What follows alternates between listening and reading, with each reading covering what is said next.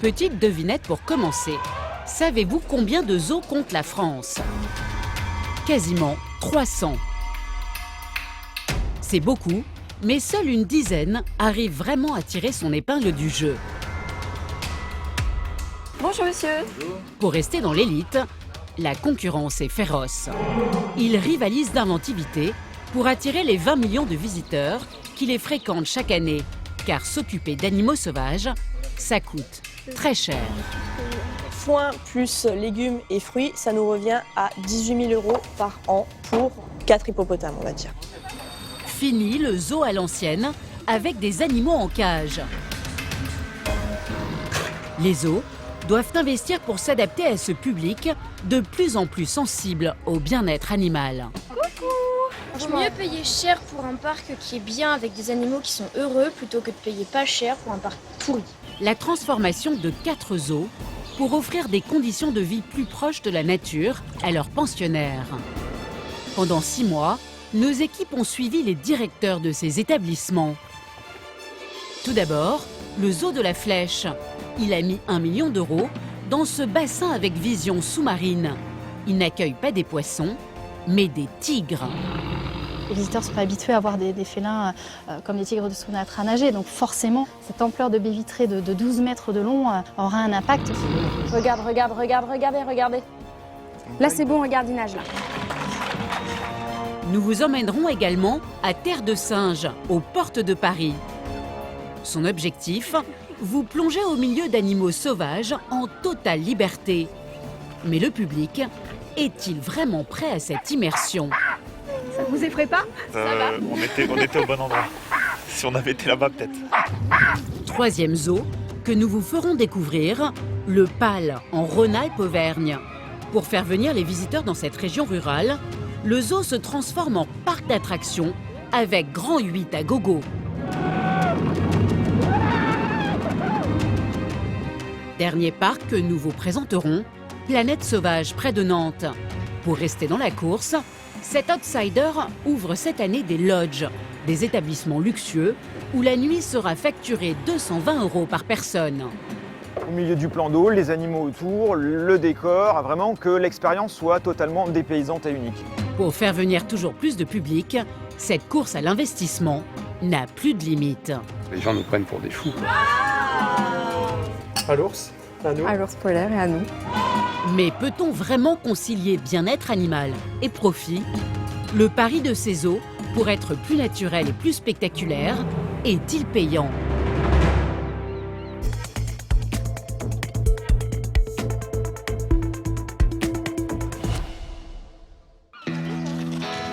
Pour la famille Bellon, comme pour de nombreux Français, le zoo, c'est une des sorties classiques de l'été. Thomas et Marie-Ange ont fait 3 heures de route depuis Bourg-en-Bresse pour emmener leurs enfants, Valentin, Clémence et leur copine Emma, voir des animaux. Vous êtes content d'être là quand même? Bah oui. Ouais. Ils se rendent au PAL, le 2e zoo le plus fréquenté de France, derrière le zoo de Beauval. Il se situe près de Moulins, dans l'Allier, et accueille chaque année 640 000 visiteurs. Chez la famille Bellon, la sortie zoo, ce n'est qu'une fois par an. Car quand il s'agit de passer à la caisse... Est-ce que c'est toi qui paye? Ouais, c'est moi qui paye. Bonjour. Entrée. Ça grince des dents. Alors ça vous fait 138,50 s'il vous plaît.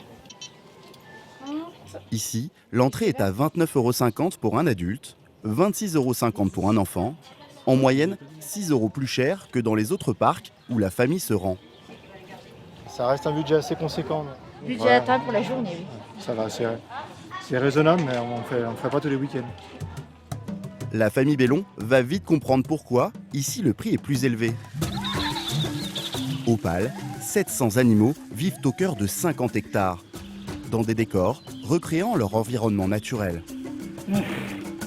Comme ces îles arborées, où s'amusent les singes. Il grimpe mieux que toi. On a l'impression qu'il y a une liberté quand même plus facile que derrière les vitres. On les voit courir, on n'a pas l'impression d'être vraiment qu'ils sont enfermés. Oh les éléphants! Attends. Pour les éléphants, le parc a conçu cette plaine de 2 hectares, reconnue par les professionnels comme une des meilleures d'Europe. 1, 2, 3, 4, 5. 5. Ils sont 5, mais ils sont pas les uns sur les autres.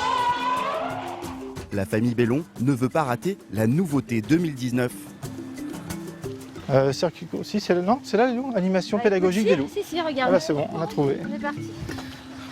Cette meute de loups vit dans une toute nouvelle forêt, de plus d'1 hectare. Elle est 4 fois plus grande que leur enclos précédent. Bonjour et bienvenue à l'animation des loups du Canada. C'est pas toujours très sympa ce qu'on peut entendre sur le loup. En aucun cas, il va chasser des humains. Contrairement à ce que l'on peut lire dans les contes d'enfants, les loups craignent l'homme. Pour les zoos, difficile de faire venir ces animaux sauvages devant un public. Mais le pâle a relevé le défi. Ils sont trop beaux. Ouais. Et par rapport aux autres. Les loups se regroupent autour d'une rivière qui traverse la forêt. La famille peut les observer de près grâce à cette passerelle qui surplombe l'enclos. Oui, c'est sympa. Oui. La passerelle est un point d'observation, on n'a pas l'impression de les déranger. Et puis on est bien pour pouvoir les observer. On a plus l'impression qu'ils sont chez eux en forêt là. Le petit Valentin a pour la première fois des loups à ses pieds. Ils sont 4. Il y en a 3. Non, ils sont 4, il y en a un derrière le buisson. Ah oui, 4. Ils ont pas très peur alors que les autres, quand tu viens, ils sont au fond de l'enclos alors que là, ils sont vers toi. Il n'y a pas tout le monde qui a la chance de voir des loups de si près. Avec cette forêt aux loups, le pâle frappe fort pour conserver sa place de numéro 2. Pour en arriver là, le zoo a dû investir des centaines de milliers d'euros, car cette forêt n'a rien de naturel.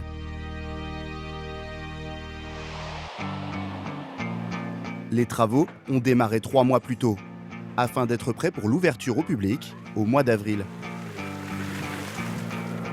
À la tête du zoo, Arnaud Bennett. La forêt des loups, c'est une de ses idées. Il se rend sur le chantier tous les jours.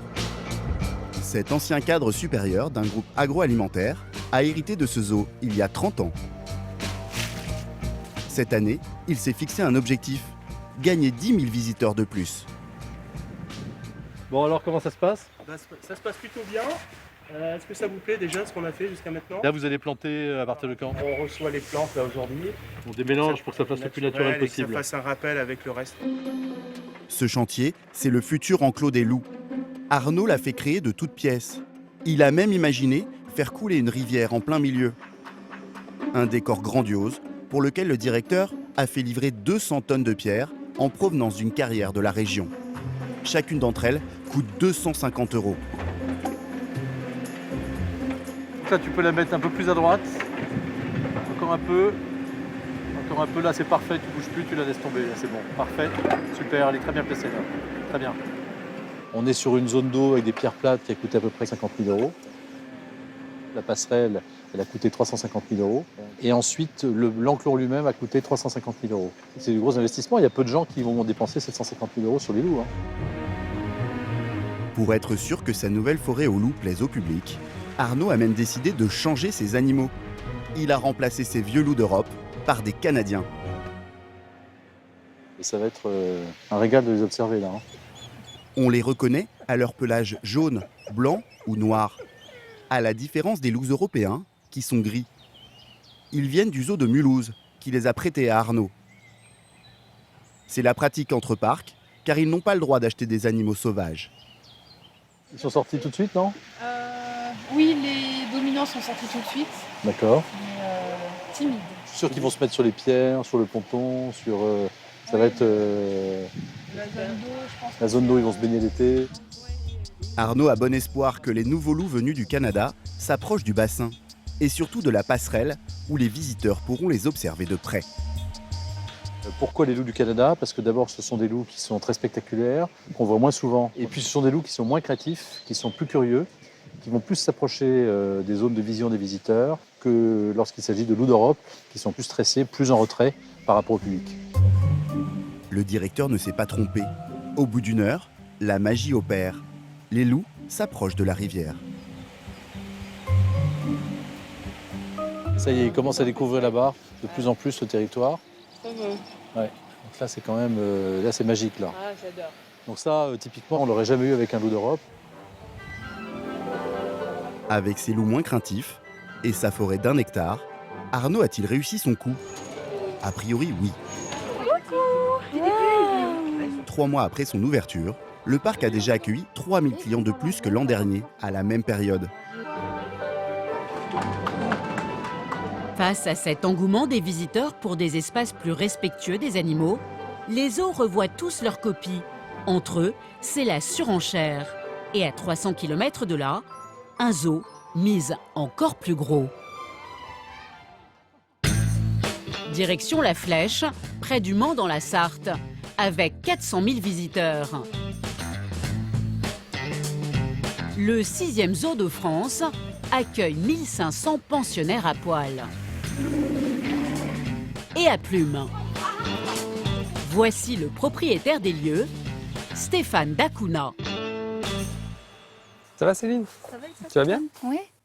Quand il rachète La Flèche à son père en 2003, les comptes sont en berne.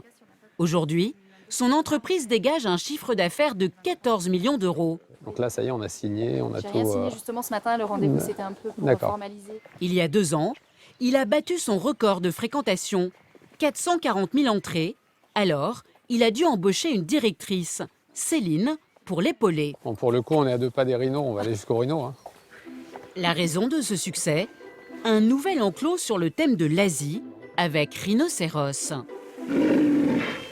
antilope et singes siamang qui cohabitent dans le même espace, comme dans les plaines sauvages d'Asie du Sud-Est.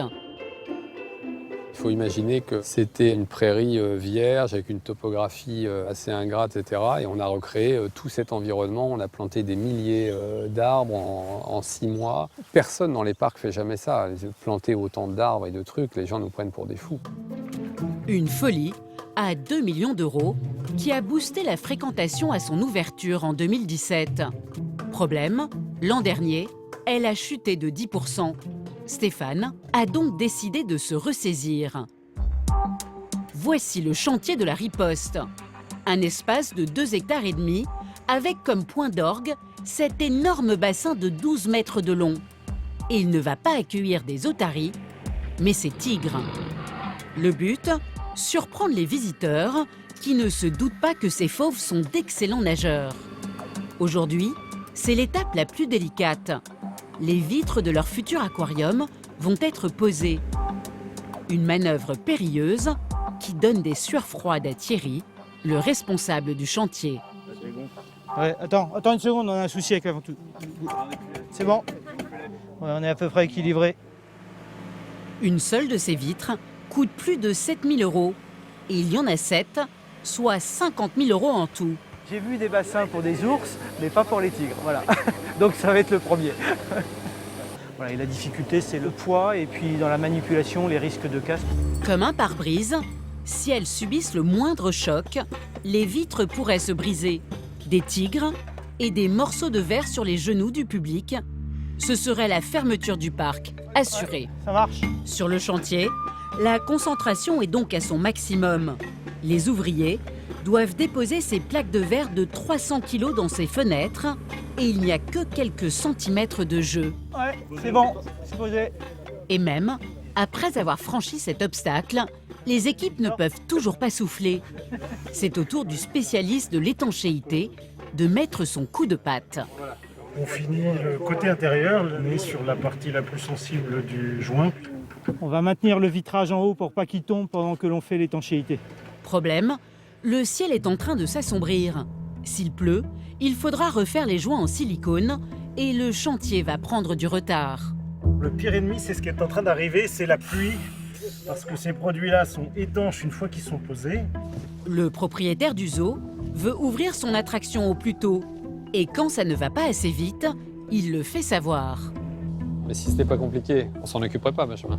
Avec son assistant Benjamin, il vient s'assurer que les délais vont être tenus. Le bassin doit ouvrir dans 2 mois. Ouais, c'est bon. Bonne nouvelle, les joints en silicone sont passés entre les gouttes. Un soulagement. Ce soir, pour vous, ça y est, c'est terminé. C'est quelque chose qu'on voit réellement très très peu dans les parcs zoologiques. Et puis c'est un élément effectivement qui est source d'attractivité pour le public. Un aquarium pour les tigres à 1 million d'euros, une exclusivité en France. Le zoo espère attirer 15 à 20 000 visiteurs de plus cette année grâce à cette nouveauté, à condition que la météo ne vienne pas tout ruiner. Juillet-août, c'est 50% de notre fréquentation annuelle. Il suffit que vous ayez un été de canicule ou à l'inverse, un été d'orage, de tempête ou de pluie. C'est très très facile de perdre en fréquentation. Et là, pour le coup, de miser sur une nouveauté avec des investissements aussi lourds, ça peut être quand même risqué pour un parc zoologique. Il y a un autre élément imprévisible, le comportement du couple de tigres. S'ils refusent de se baigner, c'est tout le concept de Stéphane qui tombera à l'eau. Nés en captivité, ils n'ont pas du tout les mêmes réactions qu'à l'état sauvage. Son équipe va tout faire pour que ces félins se sentent comme des poissons dans l'eau.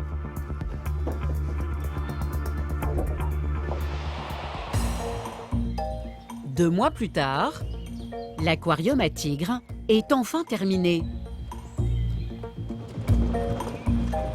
Aurélie, une des soigneuses du parc, a une lourde responsabilité. Ça va, Mawani?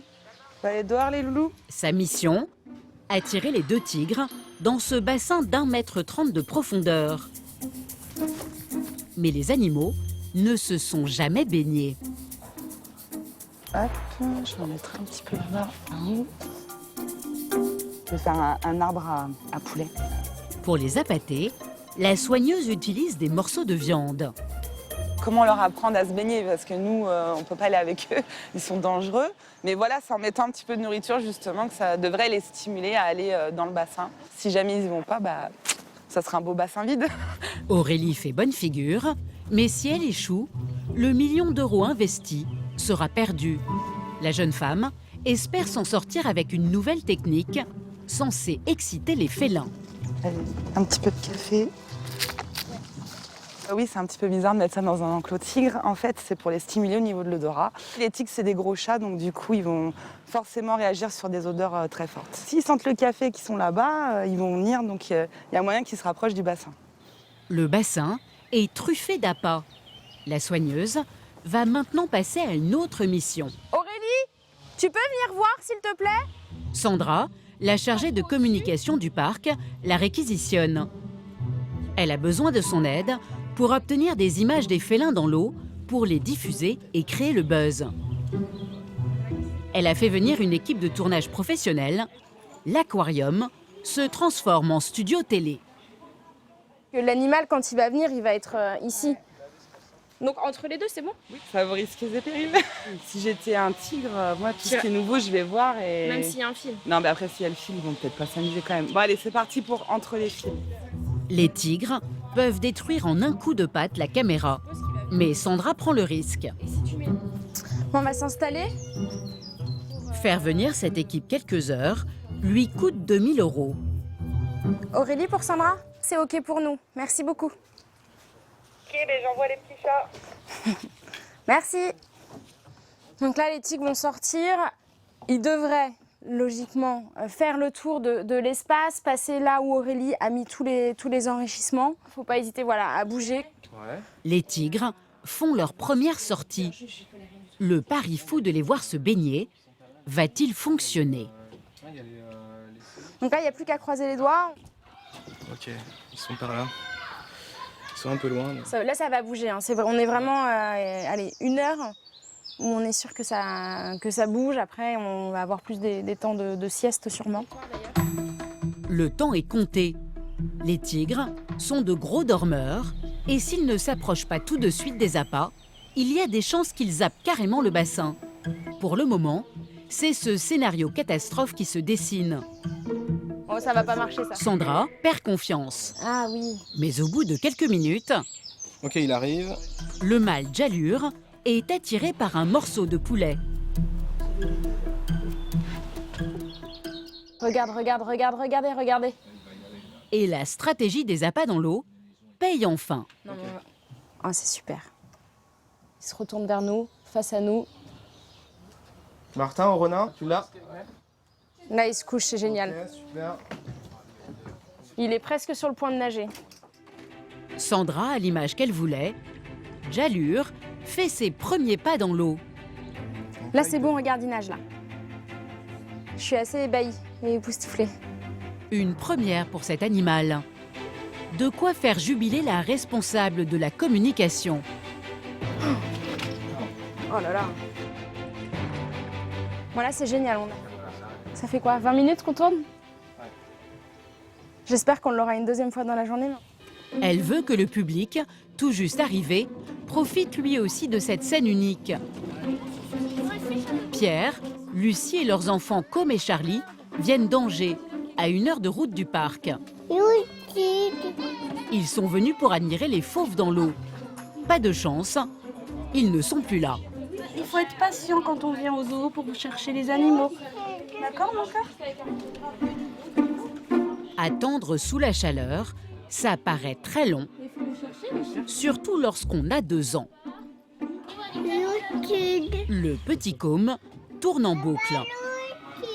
Ouais.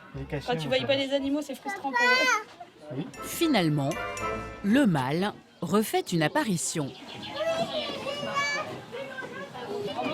Tu vois, il bouge plus une fois qu'il est dans l'eau. Mais le tigre en a décidé autrement. Il repart se cacher loin du public. Non, t'es triste. Mais on va aller voir d'autres choses. Com est déçu. Les félins font partie des animaux favoris du public. Cette passion pour les fauves, un autre zoo l'a bien senti. Il a tout misé sur ces animaux stars. C'est le seul parc en Europe à avoir fait un pari aussi osé. À une demi-heure de Paris, près de Marne-la-Vallée, le parc des félins et ses 350 000 visiteurs l'an dernier. Ici, vous ne verrez que des guépards, des jaguars et même des chats léopards du Bengale.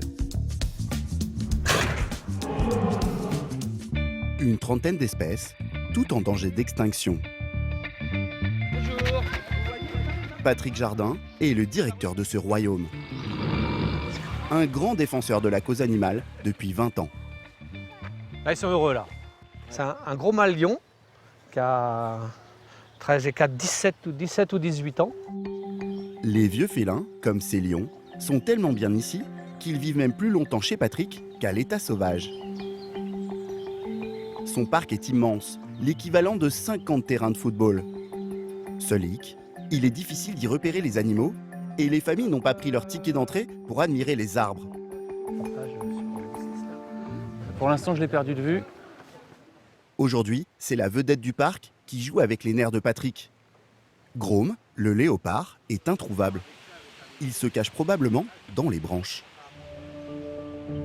Le félin doit sa célébrité à un autre fan de fauves, Vladimir Poutine. Le président russe lui avait rendu visite à sa naissance.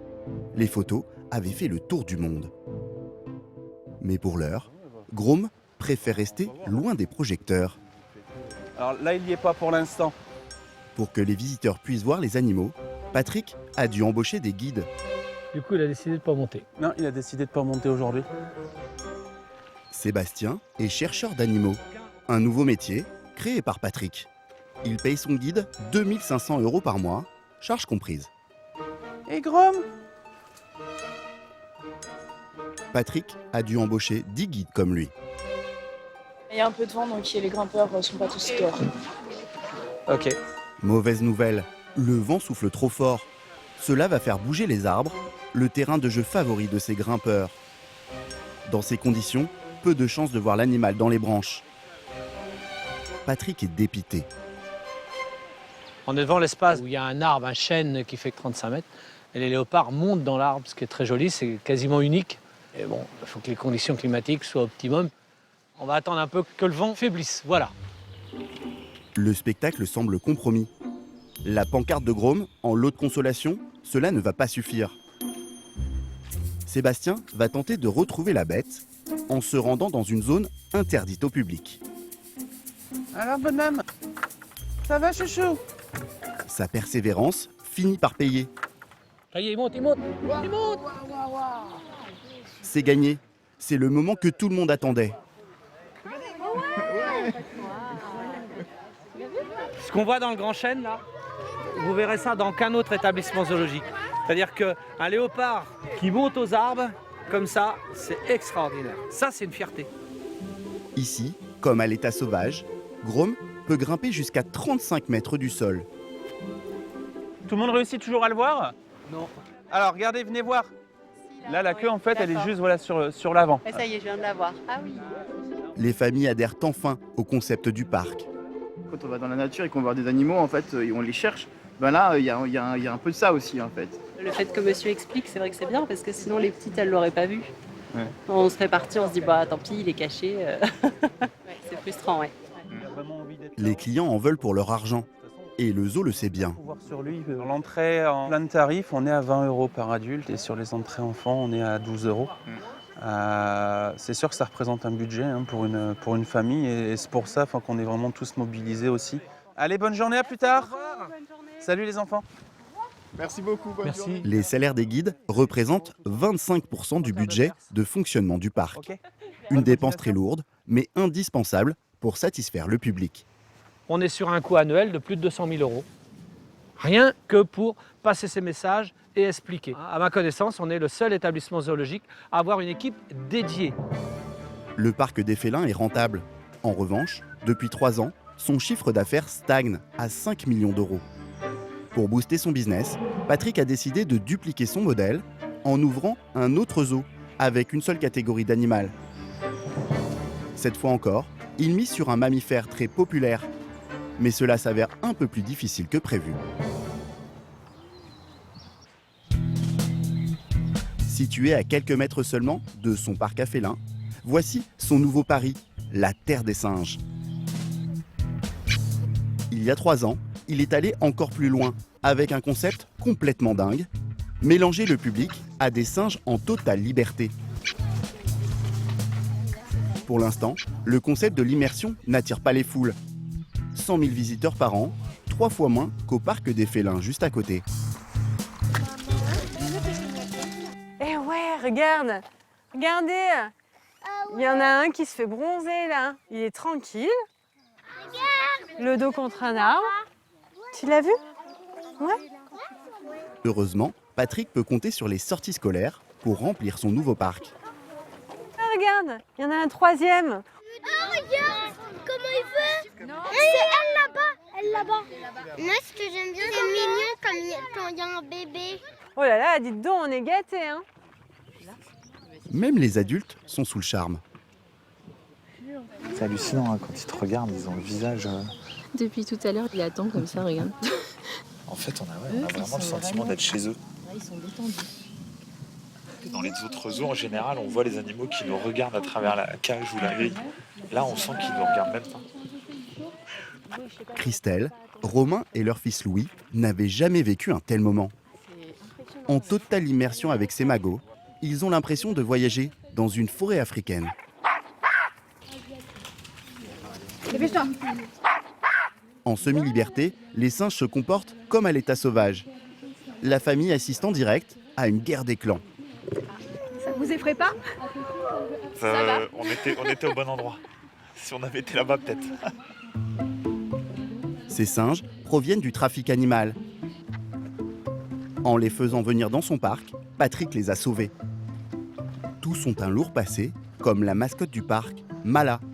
C'est l'une des moins farouches. Oh, elle pose. Oui, mais non, c'est ça. C'est génial. On sent qu'il y a un grand respect de l'animal, en fait. Et c'est vrai que c'est agréable. Ah ouais, puis on a l'impression, en achetant notre billet d'entrée, de participer au moins à quelque chose de bien, quoi. Pas seulement on regarde bêtement un animal ou faire un numéro. On a l'impression que c'est nous qui sommes dans les cages et qu'on se fait un petit peu observer. Le sentiment que vous avez, c'est réellement pour moi une victoire. Les visiteurs sont satisfaits. Toutefois, ils ne savent pas que les singes pourraient les attaquer par surprise. Salut Julien. Patrick vient s'assurer auprès de Julien, son animateur, que tout est sous contrôle. Ils sont pas du tout carnivores. Non, ils sont plutôt feignants. Non, c'est qu'ils ont à manger et puis s'ils avaient faim... Si jamais ils étaient affamés, oui, là, à ce moment-là, ils commenceraient à chasser. Imaginez un peu, vous faire attaquer par un macaque de 15 kilos. Pour éviter le pire, une dizaine de gardes du corps comme Julien a dû être embauchés. Mala, comme tous les autres singes du parc, a en fait été maltraité par son ancien propriétaire. En fait, Mala, elle est issue du trafic animal. Donc, c'est-à-dire qu'avant, c'était un particulier qui l'a capturée. Et donc, Mala, elle a été maltraitée par cet homme, elle a été battue. Et en plus de cela, elle a été forcée à boire de l'alcool pour qu'elle soit plus calme. Voilà ce qui peut arriver quand on enferme un singe sauvage dans un appartement parisien. Les animaux, privés de liberté, deviennent agressifs avec leurs propriétaires. Chaque année, 300 singes arriveraient clandestinement sur notre territoire. Les plus chanceux finissent chez Patrick. Et donc Mala, aujourd'hui, elle a quelques petits troubles du comportement. Elle garde quand même un petit mauvais souvenir de l'homme. Donc ils vont surtout s'en méfier. Ce mélange de mammifères pourrait être dangereux. Un problème de sécurité que Patrick n'avait pas anticipé. Là encore, il a dû embaucher des dresseurs, comme Julien, pour que les primates reprennent confiance en l'homme. Pour se faire respecter du clan, il doit s'imposer en tant que mâle dominant. Un travail de longue haleine qui peut parfois prendre plusieurs années. Je vais m'approcher de l'individu, il va me regarder et il va se décaler tout petit à petit. Vraiment pas parce qu'il a peur, mais pour vraiment dire que je suis respecté en tant que dominant. Ici, c'est nous les chefs. Julien doit aussi leur apprendre à respecter une règle de sécurité fondamentale. Les singes n'ont pas le droit d'aller sur les allées. Alors quand certains jouent les rebelles, voilà ce qu'il fait. Un mouvement de tête discret. Donc là, je viens de menacer le magot. Vous lui faites la tête en avant, tout simplement parce qu'il a fait une petite bêtise. Donc on a adopté leur mimique de menace. Et donc ils me comprennent très bien, vous avez vu, il est parti. Il faut savoir que les magots, quand ils vont attaquer, ils vont surtout attaquer en groupe. Les canines des magots mesurent jusqu'à 5 cm, donc oui, ça peut faire beaucoup de dégâts. Julien tient bien son rôle. Depuis l'ouverture du zoo, personne ne s'est fait agresser. Le parc des singes emploie 10 dresseurs comme lui. Cela représente une enveloppe de 350 000 € par an, soit 30% de son chiffre d'affaires. Pour pouvoir payer tous ses salaires, Patrick Jardin doit vendre 150 000 billets d'entrée par an, mais il en est loin. Il lui en manque un tiers.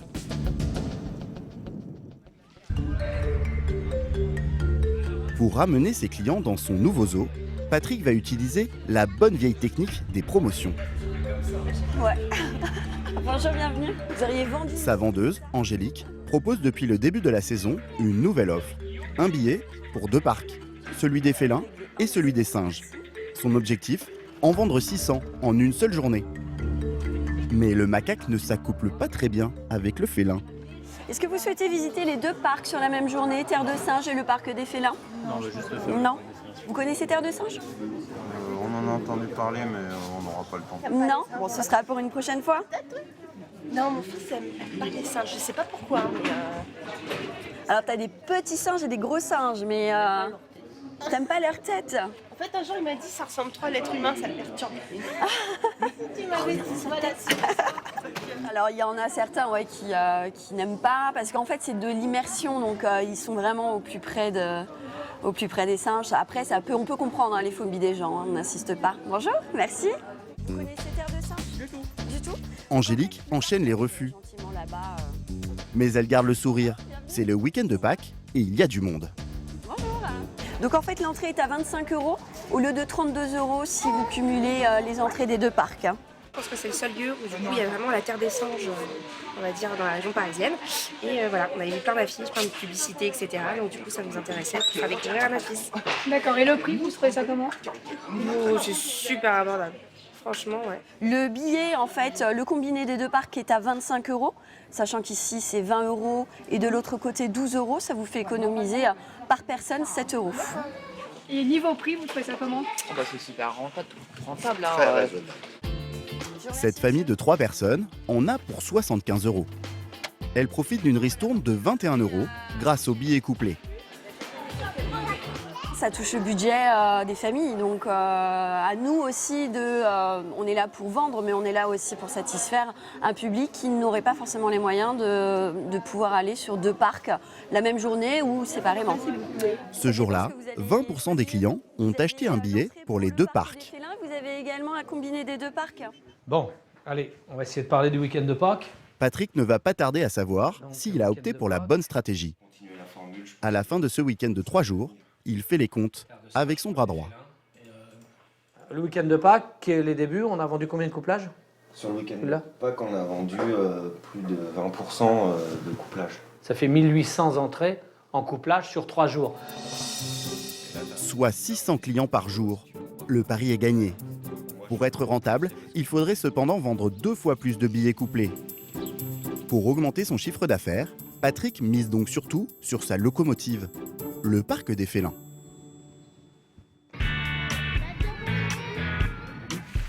Aujourd'hui, il attend une livraison exceptionnelle, en provenance de la République tchèque. Alors je vais juste vous demander du coup un petit peu de temps de concentration parce que là on fait une procédure dangereuse avec un animal dangereux, le temps qu'on sorte l'animal et puis on pourra se retrouver après. Dans cette caisse, une femelle très rare. De quoi rendre folle de jalousie ces lionnes blanches. C'est toujours un événement dans la vie d'un zoo. Ces visiteurs se sont spécialement déplacés. On vient d'arriver, il y a pas mal de monde qui est en train de regarder par la vigne là-bas. Donc on s'est dit tiens, on va le voir. C'est trop bien. C'est bon du coup? C'est bon Jonathan? Ouais, c'est bon. Ouais. Voici Leïla, une femelle jaguar un peu affamée. Son pelage noir est rarissime. Il ne reste plus que 150 individus de cette espèce dans le monde entier. Vous ne le saviez peut-être pas, mais un jaguar ordinaire est acheté. Timide encore, doucement. Leïla, encore très intimidée, va prendre son temps pour sortir de sa cage. Pour ne pas décevoir les clients qui l'attendent comme une star à l'extérieur, Jérôme, le vétérinaire du parc, a plus d'un tour dans son sac. Ça va être d'agrémenter l'enclos avec de la laine de mouton. Donc une proie normalement pour elle et puis quelque chose qui sent relativement fort. Donc on va voir si ça va marcher. Au bout d'une heure, le jaguar noir montre enfin le bout de son museau. Il est trop beau. J'ai envie de les caresser. Le pari du jaguar noir fonctionne. Allez-y, profitez, messieurs, dames. Cette passionnée a acheté son billet 20 € uniquement pour immortaliser ce moment. Cet animal, il est sublime, il a un regard de feu. Je ne sais pas si vous l'avez vu, mais il a un regard, c'est trop beau. Les beaux yeux de Leïla valent bien le plus grand enclos d'Europe. 7000 m², rien que pour elle, avec bassin privé en guise d'abreuvoir. Un investissement de 150 000 € qui sera rentabilisé grâce à sa descendance. Dans quelques mois, Leïla ne sera plus seule. Un mâle va la rejoindre et si tout se passe bien, ils auront des petits. Le propriétaire du parc compte sur eux pour relancer ses affaires, car les bébés animaux, c'est toujours le jackpot assuré. Ces petites boules de poils attendrissantes sont de puissantes armes dans la guerre que se livrent les zoos. À chaque naissance, les parcs sont pris d'assaut. Bébé girafe, bébé orang-outan ou bébé louveteau. Ces peluches vivantes déplacent les foules. Direction Nantes, chez Planète Sauvage. Le parc a reçu 270 000 visiteurs l'an dernier. Planète Sauvage est la plus grande piste safari de France. Ici, comme en pleine savane, les visites se font à bord de son propre véhicule. Ce matin, il y a embouteillage. Des centaines de visiteurs sont venus observer les derniers nouveau-nés du zoo. 2 oursons bruns, âgés de quelques semaines seulement. Regarde comme c'est mignon. Ah oui. Oh, t'auras envie de les caresser. Ouais. Ils sont beaux, hein. Comme tu disais. Moi, j'en amène un à mon petit-fils. Ah oui. Toi au tien. Moi aussi, oui. Il y en a 2, on les emmène. C'est l'une des 2 seules naissances d'oursons noirs cette année en Europe. Tout le monde veut les voir. Regarde déjà comme il est beau. Tu vois? Il a l'air doux, hein. Oh, c'est une grosse boule de poils, tu vois? Je veux les caresser. Je veux les caresser, ah bah oui, moi aussi. Julie et son fils Elliot viennent plusieurs fois par an dans ce zoo et pour rien au monde, ils n'auraient manqué les galipettes des oursons. Quand on vient souvent, c'est vrai que c'est souvent la même chose. Et du coup, dès que ça varie, c'est là que c'est intéressant. Donc on attendait avec impatience les naissances des oursons. Et c'est vrai qu'ils ont une bonne communication à ce sujet-là. Et dès qu'il y a des naissances, c'est toujours un plaisir de venir les voir. Une naissance, c'est aujourd'hui le déclencheur numéro 1 d'une visite. Et à chaque nouveau-né, une stratégie commerciale bien huilée se met en marche. 3 mois plus tôt, les 2 petits ours bruns viennent de naître il y a quelques jours. On te rejoint dans la plaine des ours pour l'identification des oursons. Philippe Vigneault, le directeur de Planète Sauvage, veut en profiter pour marquer des points face à ses concurrents. C'est toujours une très bonne nouvelle. La grande majorité d'entre nous avons eu un ourson étant enfant, donc je pense que ça crée un attachement qui ne nous quitte pas pendant toute notre vie. Et donc effectivement, les ours sont des animaux qui sont sympathiques pour les gens, et alors les oursons, encore plus forcément. Philippe espère attirer 1000 visiteurs en plus. À 26,50 € l'entrée, c'est plus de 25 000 € de chiffre d'affaires supplémentaire potentiel. Pour exploiter ce filon des naissances, le directeur compte sur Clémentine, sa chargée de communication. Elle a apporté avec elle un outil indispensable. Cette petite caméra, elle nous sert pour faire régulièrement des images de nos animaux, de façon à pouvoir en parler. Ça permet de valoriser le travail de fond qui est fait, donc c'est chouette. Sa stratégie, faire savoir que des oursons sont nés dans leur parc. Clémentine dispose d'un budget communication de 450 000 € par an, mais elle a dépensé toute son enveloppe. Alors, la jeune femme compte inonder les réseaux sociaux d'images. Le zoo compte plus de 50 000 abonnés sur Facebook, 7 000 sur Instagram et plus de 1000 sur Twitter. Ce matin-là, les vétérinaires vont voir les oursons pour la première fois. Ils veulent vérifier l'état de santé des bébés et de leur mère. Clémentine veut en profiter pour faire les premières images des petits. Bon, ben on grimpe alors. Mais encore faut-il pouvoir les approcher. Les 2 oursons sont cachés dans cette tanière, surveillés de près par leur maman et plusieurs mâles. Voilà, on va se concentrer sur les ours maintenant. Pour y parvenir, il va falloir ruser. Première étape, éloigner les mâles. Sarah, une des soigneuses, se charge de faire diversion. Je vais commencer à nourrir. À droite, hein. Ouais. Ouais, c'est bien. Qu'ils soient pas trop proches de nous. Goliath, tiens. Deuxième étape, il faut anesthésier la maman ours Nuka, qui ne lâche pas ses bébés d'un poil. Ça y est, la flèche est passée. Philippe, pour Vincent, c'est quoi la durée théorique là? Visiblement, l'anesthésie ne fonctionne pas. L'animal de 80 kg s'excite. Le produit n'est pas tout passé? On sait pas? La flèche est vidée, mais... Ouais, donc, d'accord. Deuxième fléchette. Cette fois-ci, la maman ours finit par s'endormir. Les équipes du parc vont pouvoir écarter l'animal et découvrir pour la première fois les oursons. Petit bonhomme. Et voici terrés au fond de leur tanière, les 2 vedettes. C'est la première fois qu'on les voit de près, 2 magnifiques petits oursons. C'est un grand moment. On va essayer de faire très vite pour leur rendre leur maman. Là, ils sont un peu stressés. Mais tout va bien. Ils ont l'air en pleine forme, donc c'est super. Philippe sort les bébés pour leur faire passer leur premier check-up santé. Un petit mâle. Les futures stars sont filmés sous tous les angles.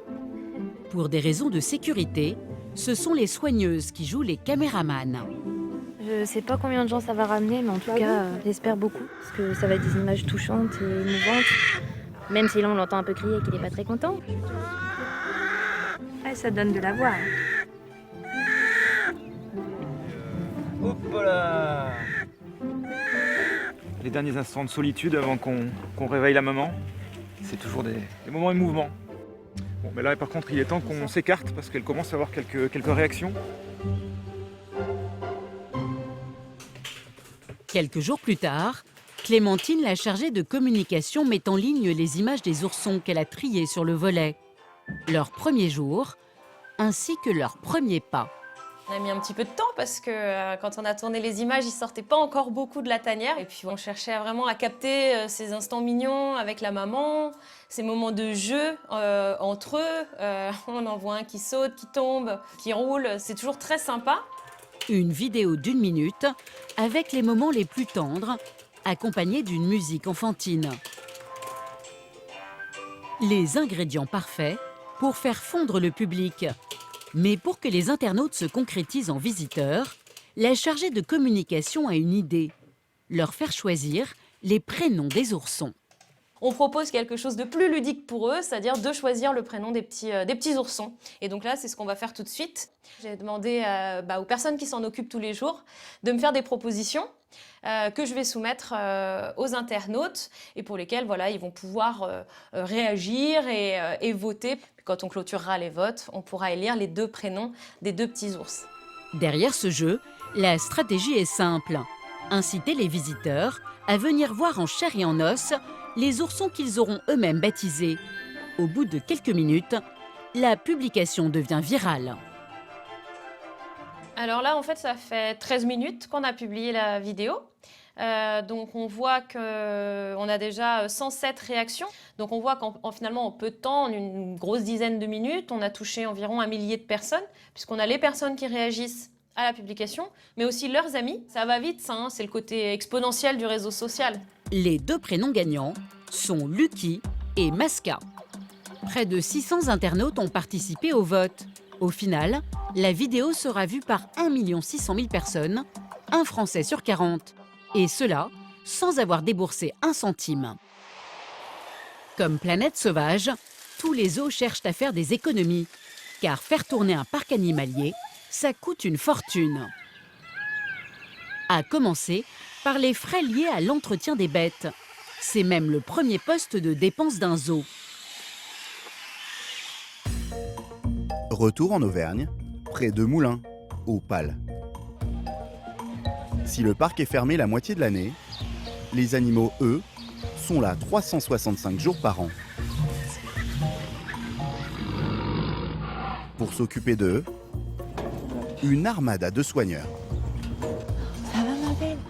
25 en tout, cela fait plus de 500 000 € de salaire par an. Parmi eux, Maëlle. Elle gagne un peu plus du SMIC et passe la moitié de son temps dans les soins et la nourriture des animaux. Hello! Ça va les bouchons? Son rayon, c'est les hippopotames. Le parc possède 3 adultes et depuis peu, un bébé. Ça va petit Polo? Ça va chouchou? C'est notre petit dernier, c'est Polo. Il va avoir 10 mois. Chaque matin, avant de les nourrir, petit check-up dentaire. C'est bien ça chouchou! Super bonhomme. On commence un peu à lui apprendre à ouvrir la bouche. C'est les choses qu'on demande aussi aux adultes. Et lui, on commence à l'habituer un peu dès qu'on y arrive pour pouvoir voir sa bouche, sa dentition, voir si tout va bien. Voilà. Elle nous montre sa petite bouche. Petite, ouais, faut vite le dire.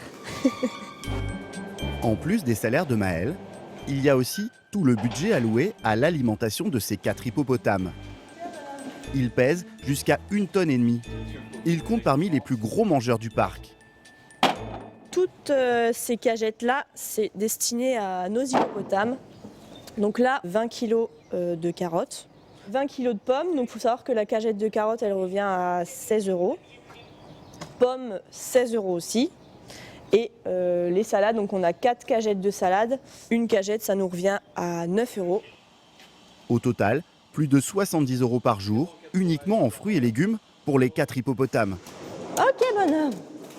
Super. Et ce n'est pas fini, les animaux mangent aussi beaucoup de foin.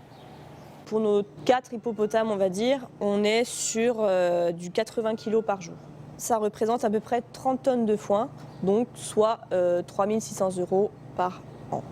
Au total, le budget alimentation s'élève à 18 000 € par an, rien que pour les 4 hippopotames. Le nourrissage des animaux est une activité si importante que le zoo lui a dédié un bâtiment spécial. Salut Mika, ça va? Et pour les chimpanzés, du coup, c'est tout bon? C'est tout bon, c'est là-bas. Sébastien est le chef cuistot des 700 animaux du zoo. Il dispose de 4 chambres froides où sont stockées toutes les livraisons de la semaine. Donc là, ce matin, on a reçu 250 kg de poulet destinés aux carnivores. Donc ours, loup, tigre, lion. Donc ça représente environ 1 000 € par semaine, poulet, poussins et poissons. Sébastien tient les comptes liés à la nourriture de tous ces animaux. Devant son carnet de commandes, la calculatrice s'affole. Oh, mais je me rappelle plus ce qu'il y avait. Fruits et légumes à l'année, on en a eu pour 58 000 € hors taxe. Donc 58 000, ça fait 61 000 € TTC. Pour le poulet, 37 000 €. Donc si on compte juste fruits, légumes, viande, poisson, on en a pour 150 000 € par an. On peut ajouter également les graines, le foin, donc on dépasse largement les 300 000 € par an. Et c'est énorme.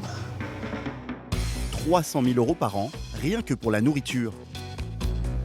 Quand on ajoute les salaires des soigneurs et ceux de tout le personnel du parc, le budget de fonctionnement du PAL s'élève à plus de 10 millions d'euros par an. Alors le zoo doit trouver de nouvelles recettes. Faire venir les visiteurs une seule journée ne suffit plus. Sa nouvelle stratégie, c'est de se transformer en destination de séjour grâce à un concept qui cartonne, les lodges. Le PAL a été un des premiers zoos à se lancer sur ce marché. Arnaud Bennett, son directeur, a déjà construit une trentaine de lodges et pour gérer l'hébergement, il a embauché Aurore. Bon, c'est nickel. L'hôtellerie lui rapporte aujourd'hui 2 millions d'euros par an. C'est 10% de son chiffre d'affaires. Et là, chambre par an, donc, qu'est-ce que ça donne? Toute la suite est passée à la loupe avant l'arrivée des clients. Et comme dans un hôtel 5 étoiles, Aurore multiplie les petites attentions. Je fais le pliage des serviettes en forme d'éléphant. Ça, c'est votre petite touche personnelle. Oui, on va dire ça comme ça. C'est la petite touche waouh quand ils arrivent dans la chambre des parents. Hop, voilà, c'est tout bon. Il faut que les visiteurs qui arrivent se souviennent des détails. Comme dans une chambre d'hôtel, mais dans un vrai lodge immergé en Afrique. Ce lodge, c'est l'un des fleurons du parc. 40 mètres carrés, avec 2 chambres. Et cette terrasse qui surplombe un lac d'1,5 hectare. La promesse du directeur, l'Afrique sans billet d'avion. Ses clients vont avoir la chance de passer une nuit inoubliable face à des pélicans et des hippopotames.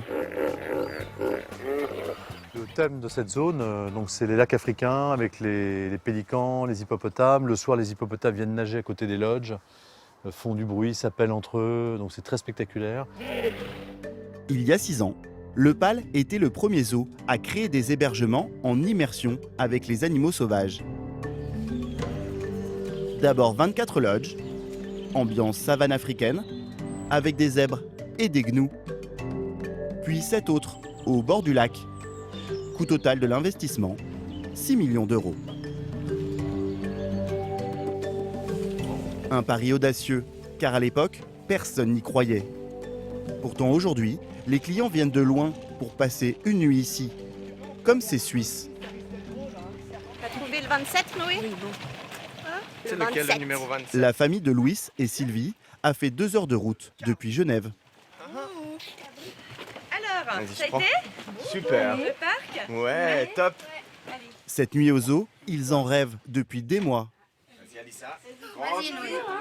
Waouh. C'est trop beau. Alissa, c'est les hippopotames. Et c'est magnifique. Se retrouver au milieu de ces animaux qu'on ne voit jamais réellement, quoi. C'est ça qui est extraordinaire et moi, je connais pas d'autres parcs qui l'ont fait. En Suisse, le concept n'existe pas. Impossible de passer une nuit au zoo. Nos voisins helvétiques sont plus de 900 à réserver un lodge ici chaque année. Regarde, ils sont dehors.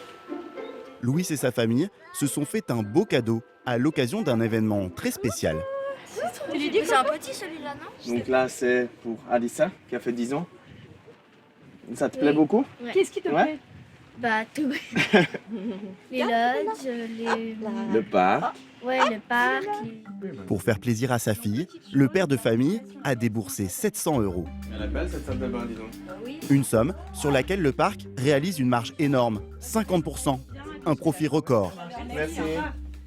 Le zoo booste sa rentabilité grâce à la restauration, avec cet établissement réservé aux clients des lodges, avec buffet à volonté.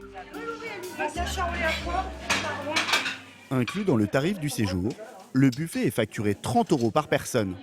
Un repas très rentable, car son prix de revient n'est que de 9 €. Ce sont donc 21 € par client qui rentrent dans les poches du parc. Et c'est sans compter les ventes additionnelles. Ce soir, les Suisses vont fêter l'anniversaire de leur fille avec un couple d'amis. Je vous donne la carte des boissons, d'accord? Toutes leurs boissons, avec ou sans alcool, sont facturées en plus. Des ventes sur lesquelles le parc dégage de gros bénéfices.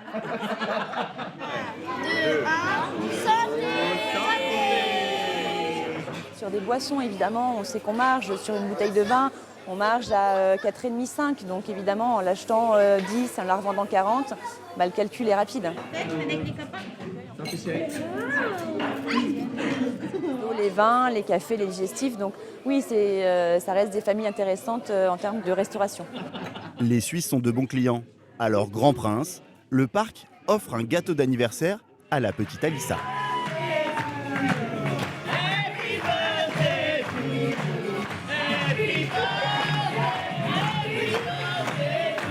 Tu attendais ou pas? Pas du tout.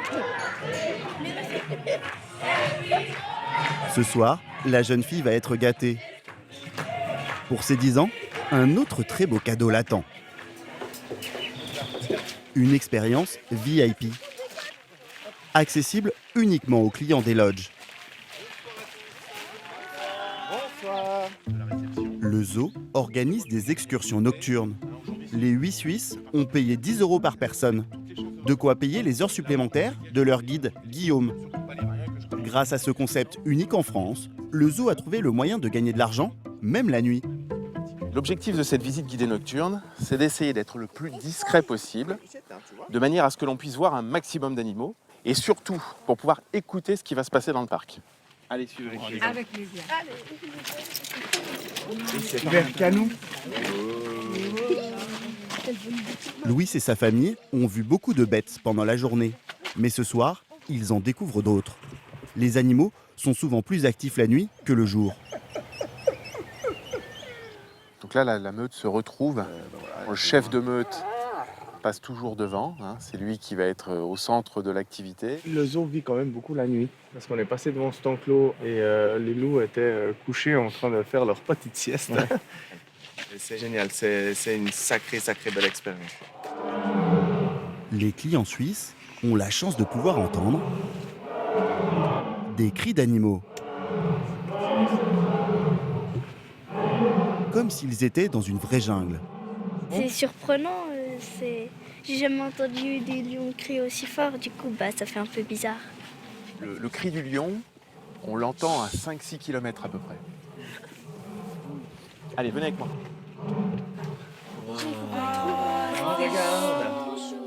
Regarde, il est beau. Il est beau celui-là, on a de la chance.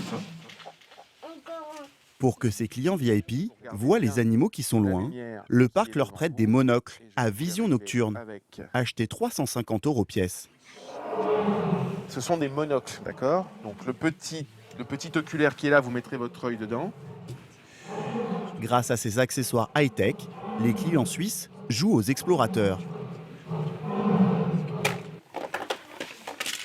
Je vais leur jeter des petits bouts de poulet, histoire qu'ils s'éloignent un tout petit peu des vitres, parce que les visiteurs verront beaucoup mieux s'ils sont un petit peu plus éloignés que s'ils sont trop proches de nous, avec les jumelles à vision nocturne. La technique du poulet est efficace. Les clients sont emballés. Oh purée, tu vois les deux yeux là. Ouais, c'est nickel. Ouais, c'est un truc de dingue. Comme ils brillent les yeux. Hein. Ouais.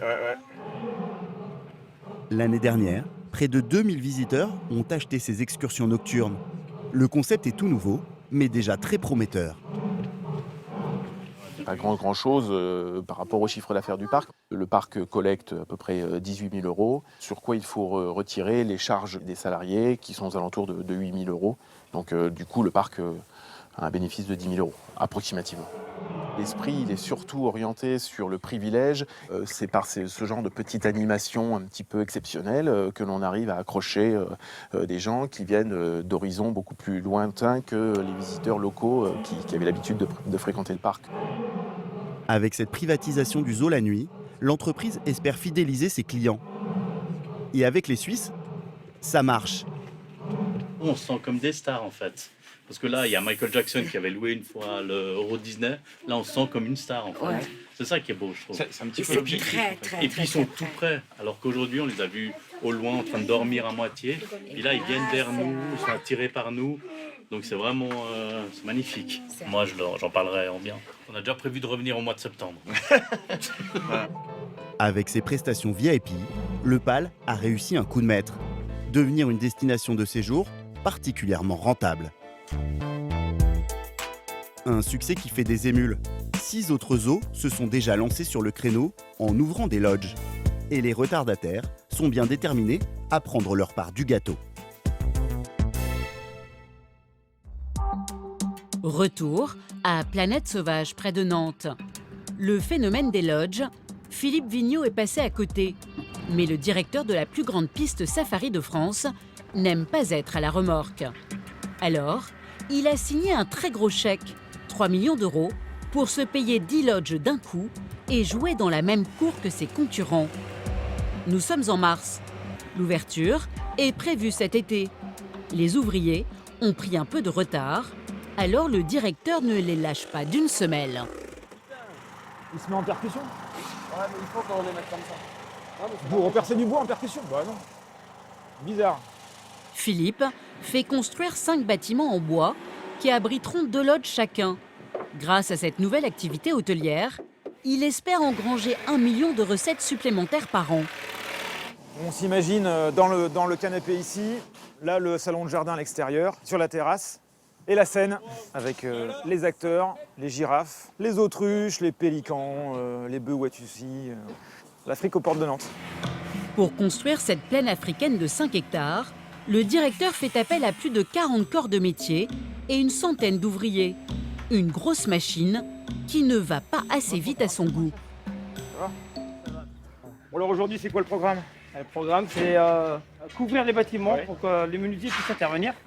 Et nous, on va continuer à charpenter sur le logement 2. D'accord. Le problème, c'est les chantiers qui ont lieu pendant l'hiver. Donc forcément, la météo, on doit faire avec. On ne peut pas réaliser nos travaux à la belle saison. C'est là où on reçoit la grande majorité de nos visiteurs. Donc on essaie de les réaliser l'hiver. Et c'est plus compliqué. Pour rattraper ses concurrents, Philippe a poussé l'immersion encore plus loin. Il a inventé les lodges sur pilotis. Les chambres seront posées sur l'eau, au plus près des animaux. On est face aux énormes puits en béton qui sont eux-mêmes coulés dans une dalle extrêmement épaisse. On aurait pu les positionner sur le terrain, 20 mètres plus loin, et pas au milieu de l'étang. Économiquement, c'était beaucoup moins onéreux, mais ce n'est pas ce qu'on voulait proposer à nos visiteurs. Donc ils sont au milieu du plan d'eau. Le détail, qui fait toute la différence, lui coûte 100 000 euros. Pour que l'illusion soit totale, le directeur du parc ne lésine pas sur la mise en scène. Ça reste beaucoup à personne? Ouais, pas mal, un peu ici et au milieu. D'accord. Même cette route, qui conduira les clients au lodge, est revisitée à la sauce africaine. Ici, on est sur une zone dans laquelle on a engravé des traverses de chemin de fer pour donner un petit côté aussi aventure et dépaysement. On n'est pas sur une nationale, on est sur une piste safari. Donc sur les pistes safari, on rencontre parfois quelques obstacles ou quelques embûches. Donc on va certainement implanter également au milieu de la route quelques rochers, planter quelques végétaux. Ces traverses de chemin de fer, il les a achetées à une ancienne gare. Poser un passage en bois comme celui-ci revient à 10 000 euros. Et Philippe en a prévu 3. C'est pas forcément ce matériau-là qui est très cher. Par contre, sa mise en œuvre nécessite beaucoup de temps. Évidemment, quand on déroule un cordon de bitume, ça va relativement vite avec des grosses machines. Là, ça nous prend plusieurs jours à les emmener, à les positionner, à les percer. Donc ça aussi, ça chiffre assez vite. Le directeur du zoo va facturer ses lodges 220 euros la nuit par personne. Mais on ne s'improvise pas hôtelier si facilement. Et qui dit nouveau métier, 10 nouvelles équipes. Il y a combien de chariots à peu près au total là? Romain vient d'être recruté pour diriger la partie hôtelière du parc et il a la pression. Ce matin, il reçoit sa première livraison, peu ordinaire pour un zoo. Ok, 80 litres blancs. Bon, ce qu'on va faire, c'est qu'on va décharger tous les chariots puis on va mettre dans l'Algeco directement. C'est Romain qui a choisi le linge des lodges. Des draps, des serviettes, il y en a pour 3 000 €. Et le petit nouveau ne veut pas décevoir son patron. Ça va Romain? Bonjour Philippe, vous allez bien? Bonjour Oli. C'est les draps pour les lodges? Oui, on a tout le quantitatif pour l'ouverture des lodges. Donc moi je suis pressé de voir à quoi ça ressemble quand même. On y va. À plus de 200 € la nuitée, le client est en droit d'attendre de la qualité. Alors chaque détail compte. Donc serviette, éponge, voilà, 450 grammes, tu vois, c'est bien moelleux. Romain a choisi du linge haut de gamme, le même que dans les hôtels 5 étoiles. Un bon point, ça a l'air de convenir au directeur. Ouais, belle qualité. 450 grammes, ouais. D'accord. En plus de Romain, Philippe a dû recruter du personnel supplémentaire pour s'occuper de ses lodges. Des femmes de chambre et des cuisiniers. Ce jour-là, le directeur fait passer un entretien d'embauche pour un poste de chargé d'accueil. Bonjour Céline. Bonjour. Tu vas bien? Ça va, oui. Vas-y, rentre, je t'en prie. Merci. Il connaît bien la candidate.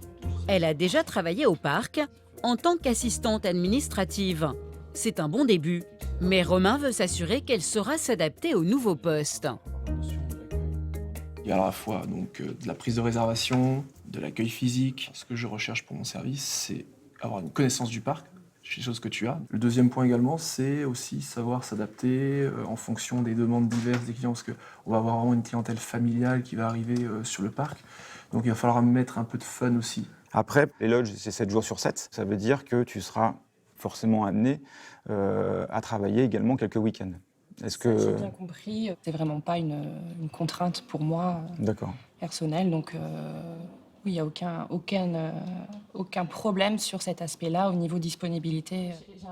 La candidate a convaincu les deux hommes. Il lui offre l'emploi. Elle gagnera 1 650 € net par mois. Le patron a encore 9 personnes à recruter. Il y a toute une logistique évidemment d'entretien, de ménage, de livraison. Sur une année pleine, on sera plus proche des 200 000 € de masse salariale annuelle. En développant son activité hôtellerie, le zoo doit aussi adapter son offre de restauration. Contrairement au PAL, ici, il n'y aura pas de salle de restaurant spécifique pour les clients des lodges. S'il te plaît, 2 comme ça, propre. Dépêche-toi. On leur servira des plateaux repas directement dans leur chambre. Jackie, le chef cuisinier, est chargé de la conception du menu. Là, je vais revisiter un combo de crevettes dans lequel on y a fait revenir des poivrons verts, des poivrons rouges, des petits oignons, un petit peu d'ail. Le but, c'est le dépaysement dans le goût, le dépaysement complet par rapport au lodge, le dépaysement africain. Des crevettes fraîches, des produits que Jackie n'utilisait pas jusqu'ici dans les autres restaurants du parc. Mais pour les clients des lodges, il a carte blanche. À une condition, respecter une enveloppe de 50 € par personne pour le dîner et le petit déjeuner. Le budget qui a été fixé, c'est 50 €. On est sur un coût matière environ de 25 à 26 €, ce qui nous reste 23 ou 24 €. Et ça englobe et la TVA et les frais fixes. Donc on fait vraiment une très petite marge sur ces produits-là. Le combo de crevettes, un plat épicé, va être dégusté par le directeur et les responsables des lodges. Ils doivent se prononcer sur la création du chef. La peau de crevette est très relevée, elle doit être plus corsée. C'est fort. C'est fort. Hein, Mais effectivement, au premier abord, on a un peu peur que ça titille un peu trop le palais et que ça fasse pas l'unanimité au niveau des clients. Mais je suis pas surpris parce que c'est un plat qui est très marqué en épices. Ça va pas s'adresser à un large public et on aura des retours très négatifs. Difficile de trouver un plat qui dépayse et qui contente tous les palais. Jackie ne baisse pas les bras et tente une autre recette africaine, moins risquée. Tagine de légumes aux abricots, donc c'est un petit peu Afrique du Nord. Hein. C'est plutôt passe-partout. Même si on essaie de les dépayser par le goût, il faut rester quand même sur des produits qu'ils connaissent avant tout. Alors là, vous avez aiguillette de poulet. Là, pour le coup, on est plus en Afrique du Nord. Typiquement, c'est pas un plat qu'on mange tous les jours, puisqu'un tagine, c'est pas un plat courant dans la culture française, on va dire. Donc c'est quand même assez exotique, mais adapté vraiment à tous, quoi. C'est pas clivant, c'est pas trop fort. ça me semble plus adapté au plus grand nombre. Bravo. Ouais, je pense que ça va plaire, ça. Objectif réussi pour le chef. Il devra préparer 50 plateaux repas par jour, en plus des plats classiques de ses restaurants. D'ici 2 semaines, après 6 mois de travaux, les lodges seront terminés. Planète Sauvage espère augmenter son chiffre d'affaires de 10% grâce à cette nouvelle activité.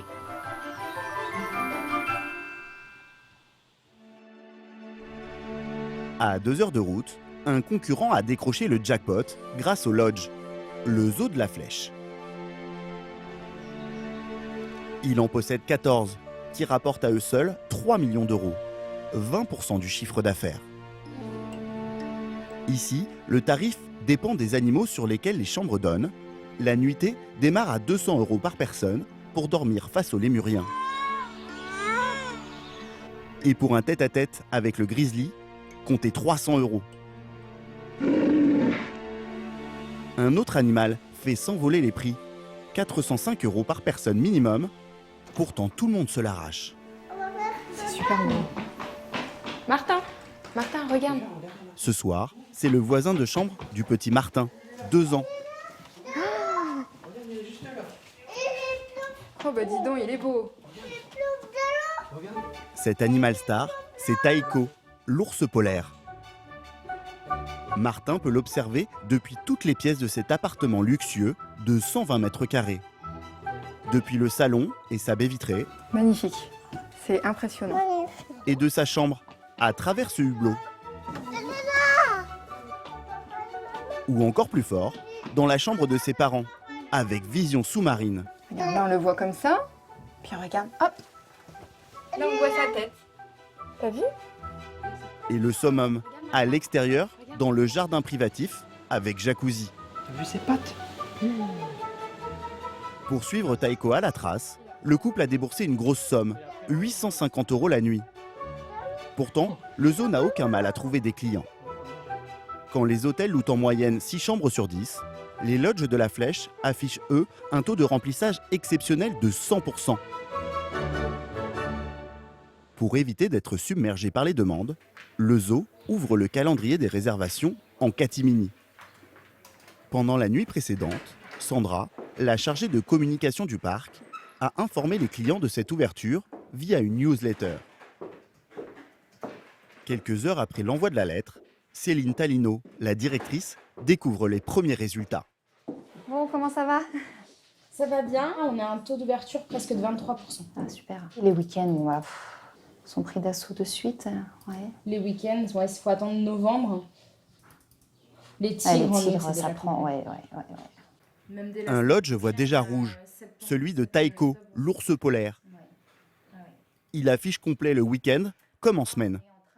Ce qui est complètement incroyable, c'est qu'on a un calendrier de réservation donc, qui est rouge, ce qui signifie que toutes les dates sont réservées, et ce jusqu'au 6 janvier 2021 aujourd'hui. En 24 heures, l'année N+2 est réservée. C'est vrai qu'on est toujours très étonnés de ce taux de réservation qui est quand même assez incroyable. Très peu d'hôtels, même très très haut de gamme, peut espérer des taux de remplissage ou de réservation aussi importants. C'est une newsletter qui est attendue. Pour répondre à cette forte demande, le zoo a lancé la construction de nouveaux hébergements. 4 lodges supplémentaires qui ouvriront cet été. Des hébergements de 60 mètres carrés avec un immense jardin privatif et une pergola, disposés aux extrémités du nouvel enclos des tigres sur les indications de Stéphane Dacuna, le propriétaire du zoo. C'est à dessiner les extérieurs, on va s'y mettre là dans assez peu de temps. En fait, entre le lodge et la pergola, on va avoir 20 mètres de façade vitrée sur l'enclos. Et c'est vrai, quand on voit là aujourd'hui la dimension de l'enclos, il est particulièrement grand. Les 2 autres hébergements sont construits face à des guépards, des animaux que les hôtes des lodges seront les seuls à observer. Le zoo a fait venir les félins d'un autre parc, exprès pour cette clientèle VIP. On aura, si tu veux, donc une vision de 3 côtés et les guépards pourront approcher très très près de cet élément d'intégration, tu vois, et de déco. Le directeur espère afficher complet dès cet été. Son but, augmenter son chiffre d'affaires de 700 000 €. Avec ses hébergements de luxe, le zoo conquiert une nouvelle clientèle, très éloignée des visiteurs traditionnels. On est clairement dans des lodges 5 étoiles. C'est pour le coup une vraie clientèle nouvelle qu'on estime peut-être autour de 35-40%, avec peut-être un positionnement CSP+, CSP++, etc. Et là, qui vient découvrir pour le coup, c'est-à-dire un produit qui correspond au code auquel cette clientèle est habituée. Quelques semaines plus tard, les lodges Guépard sont prêts à accueillir leurs premiers locataires. Ces privilégiés, ce sont Maxime et Amandine, des Auvergnats. Lui est gendarme et surtout passionné par les guépards. Allez, passe devant. Une grosse partie de leur budget vacances d'été est passée dans le lodge. Waouh, c'est trop beau. Champagne et tout, classe. Tiens, on va regarder. 50 mètres carrés, avec un grand salon cosy. Trop bien pour boire l'apéro. Ouais. Une terrasse. Ça, ce qui est bien, c'est au moins on voit à chaque fois, on a une vue directe sur les animaux, à chaque fois on perd pas un instant. Cerise sur le gâteau. Trop cool, un grand lit. Un lit XXL face à cette grande baie vitrée. Car ici, les tourtereaux imaginent leur plus grand fantasme. Bah, le top, ça serait être Posé. là au matin, là, ça. se réveiller, puis les voir là devant là-haut. nous. Même tout à l'heure, boire l'apéro sur la terrasse, vraiment avec, être avec eux. Et le matin, le café avec eux, quoi. C'est vraiment... On est privilégiés, quoi. On est vraiment qu'avec eux et il n'y a personne d'autre autour, il n'y a que nous. Le couple a payé 500 € pour voir les guépards qui se cachent pour le moment. L'hôtel ne prévoit pas de remboursement si les animaux jouent aux abonnés absents. La charcuterie, ça tire peut-être. Cool, on a du foie gras. Dans le frigo, il y aurait bien de quoi les appâter. Une petite planche apéro, un petit moelleux. Heureusement, le couple n'aura pas besoin de sacrifier son repas. Ah, regarde, viens vite, ils sont là. Ah ouais. Il y en a un là. Ah ouais, ouais. Ouais, je vois pas l'autre. Ah si, regarde l'autre, il est derrière là, regarde, viens là. Ah oui, on le voit. Ah, trop beau. En plus, On il dirait me des regarde gros bien. chats. Ouais, ouais. On doit se dire c'est qui ces gens. Maxime, le fan des félins, en a pour son argent. Ah, regarde, trop beau. On pourrait presque les toucher, quoi, les caresser. Côté jardin, le spectacle est assuré. Ah, là, elle est bien. Ah. Ah oui, faut être rapide, en fait. Si, celle-là, elle est bien, la première. Oui, on pourrait faire croire qu'il n'y a pas de fenêtre. Et côté cuisine, la dégustation s'annonce sympathique. C'est cool, on a du champagne, des Ouais. petites rillettes, du saucisson, des Quelques olives. amandes. En plus, j'adore ça. C'est la deuxième fois que le couple s'offre une nuit en lodge, après avoir testé ceux du Pal et de la Flèche. Ils comptent bientôt se rendre dans un zoo-hôtel de la Haute-Vienne.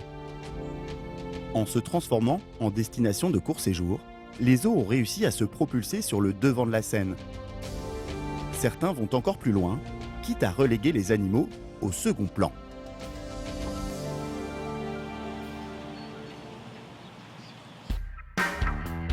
Retour près de Moulins dans l'Allier aux Pales.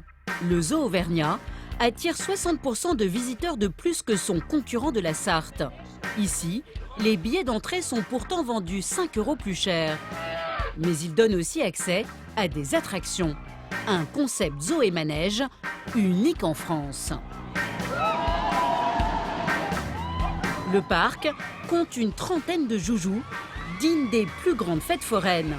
Arnaud Bennett, le directeur, achète au minimum un engin supplémentaire tous les 2 ans. Voilà, donc ça c'est un beau manège qui s'appelle le Disque du Soleil, qui est un manège qui nous a coûté à peu près 3 millions d'euros et qui est un manège très spectaculaire et très original. Il réinvestit chaque année au minimum 20% de son chiffre d'affaires dans une nouvelle attraction. Donc là on arrive sur la zone du quad, Yukon Quad. Voilà. Là il part, elle a coûté 10 millions d'euros et c'est un vrai booster pour notre fréquentation. Ce cocktail zoo et manège, ce n'est pas une idée d'Arnaud, mais de son beau-père André Charbonnier, à qui appartient le zoo dans les années 80.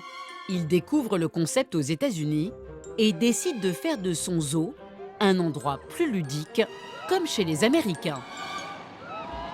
10 ans plus tard, Arnaud reprend les rênes de l'entreprise et il poursuit sur la lancée de son beau-père. Aujourd'hui, il continue de développer son offre d'attractions. Un quart de la clientèle vient uniquement pour profiter des manèges. Certains clients traversent la France pour faire le plein de sensations fortes.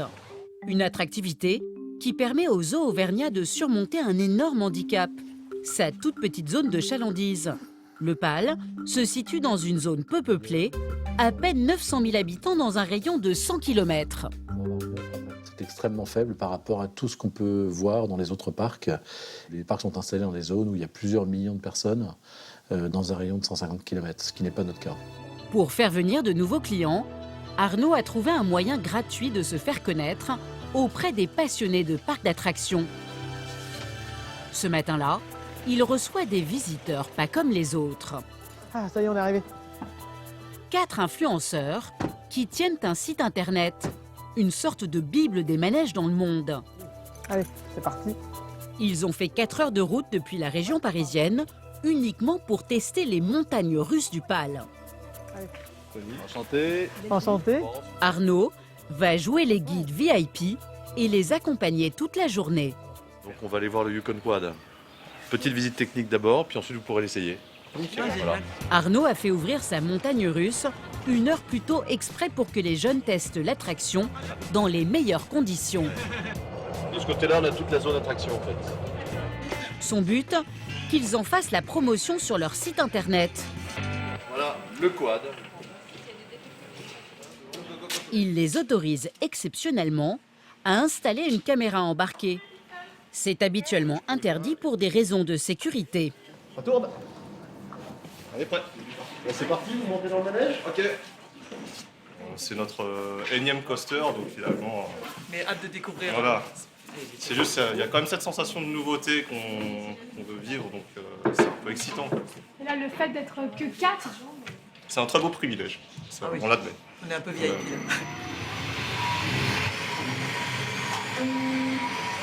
C'est parti pour 1 minute 30 de sensations fortes. Les quads sont propulsés à 90 km/h. Les virages, les montées et les descentes s'enchaînent sur 1 km devant des loups du Canada déjà habitués à voir passer les trains. Cette attraction est un des grands 8 les plus longs du pays.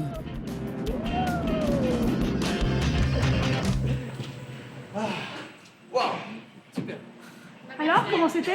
Génial. Exceptionnel. Franchement, c'est une très belle machine. Petite larme à l'œil? Ça souffle devant, ouais. C'est vrai qu'on se prend 90 km/h dans la face sans protection. Donc, À peine sorti, Là, du coup, ça donnait quoi? les influenceurs s'assurent qu'ils ont leurs images exclusives en boîte. Ah, des belles vidéos, ouais. Des belles images à faire. Ouais. A priori, on n'a pas trouvé d'autres vidéos embarquées du Yukon Quad, fixées comme nous on l'a fait. On verra quel impact ça aura. Pour Arnaud Bennett, les attractions sont surtout un moyen d'appâter les clients et les pousser à s'intéresser aux animaux.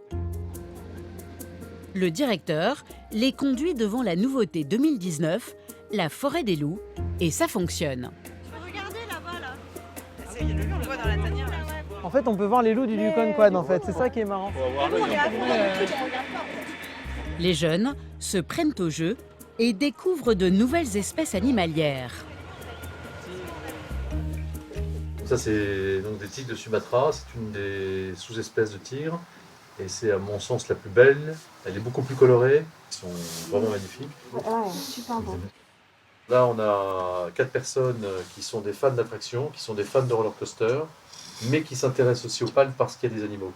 Donc on est bien dans cette logique où l'animal vient en complément de l'attraction pour proposer non plus uniquement du divertissement, mais également de la découverte et apprendre à connaître la biodiversité. La stratégie du directeur est payante. Les 4 amis prennent quelques photos des animaux. Elles côtoieront peut-être celles des attractions sur leur site.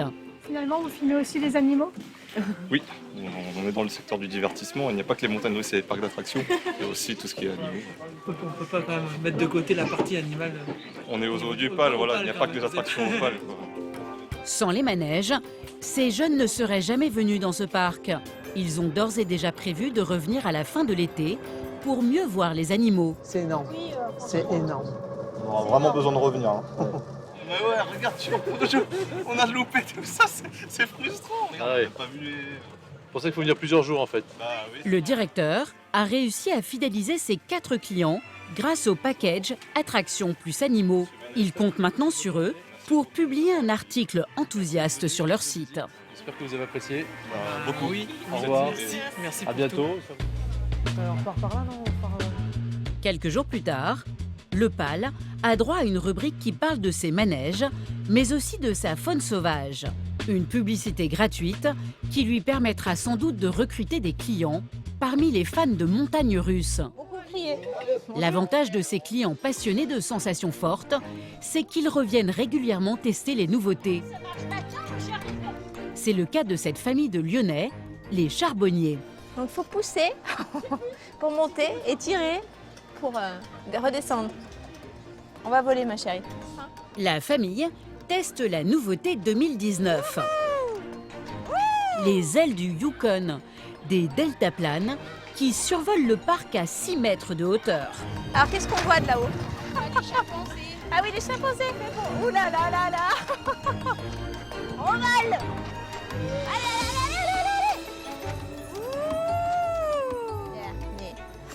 C'est la seconde fois qu'ils viennent au PAL. Ça fait déjà quelques années qu'on était venus, doit faire 3 ans à peu près, et voilà, et on revient passer une journée. Allez, je te rattrape, pinceau. C'est familial parce qu'il y a les attractions pour nous et du coup on fait des moments avec les animaux et des moments avec les attractions. Les attractions, c'est mieux parce qu'il y a plus de sensations.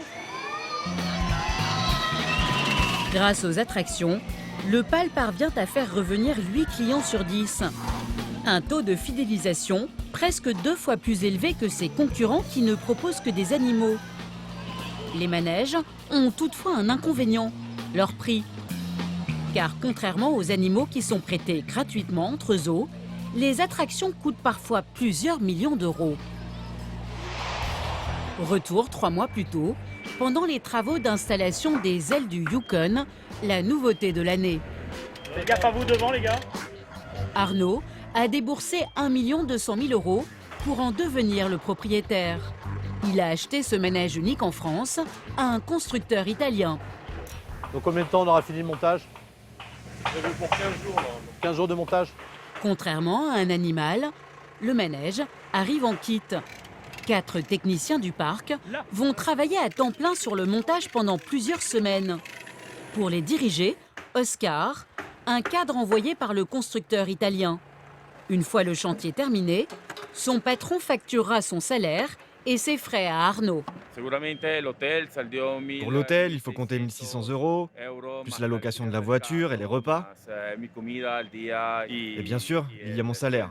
C'est 5 000 € pour 3 semaines. C'est beaucoup, mais c'est aussi une grande responsabilité. Et si je ne termine pas à temps, mon entreprise doit payer une grosse amende. Monter un manège, c'est un vrai casse-tête.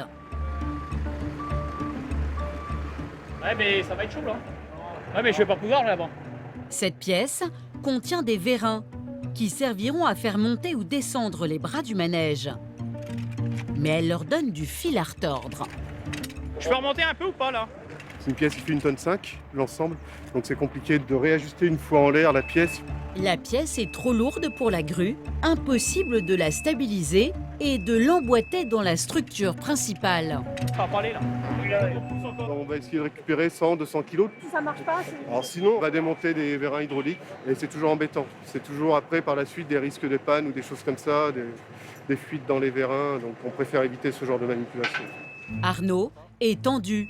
Ce contretemps retarderait l'ouverture de l'attraction au public.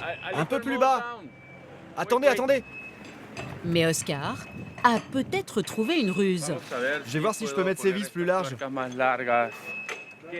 Si je mets des plus grosses comme ça, ça va aider à soutenir le poids.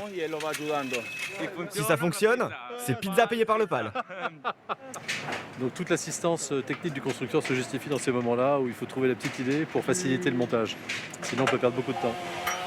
Ça va passer là? Là? Moi j'y suis là. Ça y est, à nous les pizzas. Bravo. Bravo, bravo. Objectif réussi, voilà. Ça a pris un peu plus de temps que prévu, mais ça fonctionne. Il faut aller vite. Quand on voit tout ce qui reste à faire autour, c'est pas ça qui va nous mettre en retard. Avec ce nouveau manège, Arnaud Bennett espère attirer 10 000 visiteurs de plus cette saison et battre ainsi un nouveau record de fréquentation. Mais investir dans des machines si coûteuses est-il un pari payant? Entre attractions et animaux, qu'est-ce qui revient le plus cher aux zoos? Comparons les dépenses réalisées cette année par le PAL. D'un côté, les attractions, avec un investissement de 1 200 000 € pour les ailes du Yukon. De l'autre, les animaux, avec la forêt des loups qui a coûté 750 000 €. Viennent ensuite les frais d'entretien. 1 300 000 € pour la maintenance des attractions, 400 000 € pour nourrir les animaux. Ajoutons enfin les salaires. Côté attraction, 30 personnes chargées de faire fonctionner les manèges, 1 million d'euros. Côté animaux, 35 employés, 1 50 000 €. Au final, les attractions coûteront donc cette année 1 300 000 € plus cher que les bêtes. Le zoo mettra 4 ans à amortir les ailes du Yukon. Mais le directeur cherche d'ores et déjà une nouvelle attraction pour 2021. Pour la dénicher, il va se rendre dans le plus grand showroom d'Europe, un endroit bien connu du grand public. Direction l'Allemagne, à 1h30 de Strasbourg, chez Europa Park. Le plus grand parc d'Europe, il accueille 5,5 millions de visiteurs chaque année. Sa centaine d'attractions, toutes plus folles les unes que les autres, lui ont valu le sacre de meilleur parc de loisirs au monde l'an dernier. Arnaud Bennett, le directeur du PAL, est venu accompagné de son directeur technique. Bonjour. Bonjour. Ils ont rendez-vous avec Dirk Engelhardt, un dirigeant du parc qui a une double casquette. Dirk représente la société MacRide, qui est propriétaire non seulement d'Europa Park, mais également de la société MacRide, qui fabrique des attractions. Donc c'est vrai qu'il utilise aussi son parc comme un hall d'exposition qui va nous permettre de découvrir plein d'attractions, des petites, des moyennes, des grosses, et de pouvoir faire son marché. Arnaud est venu tester un grand splash, cette montagne russe aquatique haute de 30 mètres.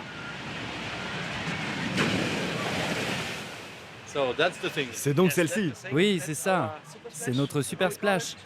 Une de nos plus grandes attractions ici à Europa Park. Le directeur est prêt à mouiller la chemise. On doit l'essayer. Ça fait partie de notre boulot. Ouais, on doit le faire. Allons-y. Ouais. On va s'amuser.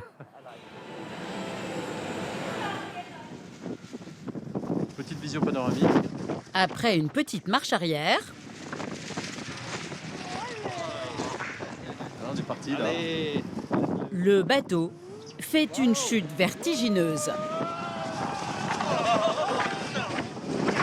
À plus de 80 km/h. Superbe. Ouais. Magnifique, hein? Le directeur est emballé. Reste à négocier le prix.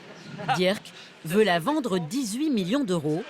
Le prix à payer selon lui pour booster la fréquentation d'un parc. On était sûr qu'avec une telle attraction, on pouvait attirer beaucoup de monde.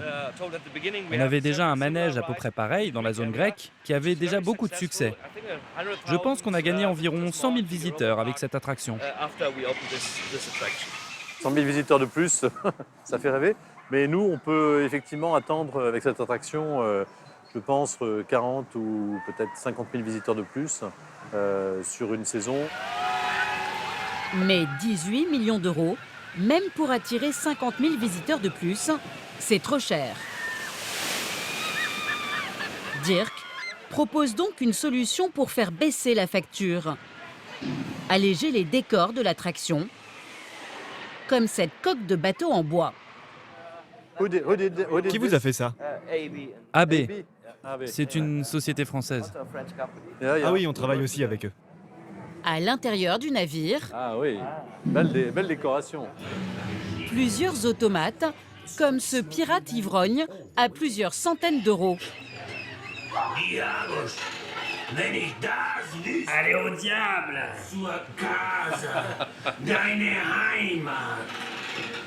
Dirk propose également de supprimer ce bar cosy tout en boiserie et cuir, ainsi que le coin boutique du manège.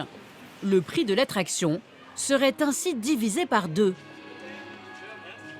C'est fantastique. Ouais. Une très belle expérience. Ok. On doit régler un petit nombre de choses. Absolument. On va parler. Revoir le budget. Absolument. On ne pourrait pas se passer de certaines options, certains détails du Super Splash. On va voir ça directement. Oui, directement avec les créateurs du manège. Oui, voyez ça avec eux.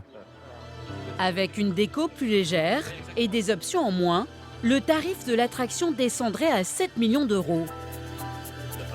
Super, thank you very much. Merci, Thank you, bye bye. Une dépense qui n'effraie pas Arnaud. Il a déjà mis 10 millions d'euros dans ses précédentes montagnes russes. Depuis notre tournage, le patron du zoo auvergnat a passé commande du Grand Splash. Sa future attraction devrait ouvrir d'ici 3 ans.